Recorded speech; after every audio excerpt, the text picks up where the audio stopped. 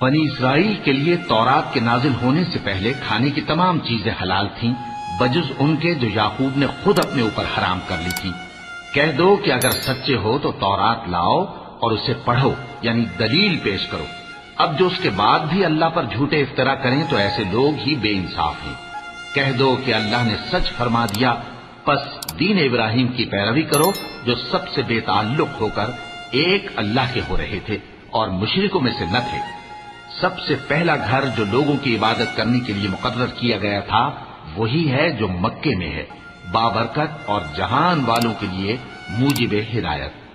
اس میں کھلی ہوئی نشانیاں ہیں جن میں سے ایک ابراہیم کے کھڑے ہونے کی جگہ ہے۔ جو شخص اس مبارک گھر میں داخل ہوا اس نے امن پا لیا، اور لوگوں پر اللہ کا حق یعنی فرض ہے کہ جو اس گھر تک جانے کا مقدور رکھے وہ اس کا حج کرے، اور جو اس حکم کی تعمیل نہ کرے گا تو اللہ بھی اہل عالم سے بے نیاز ہے۔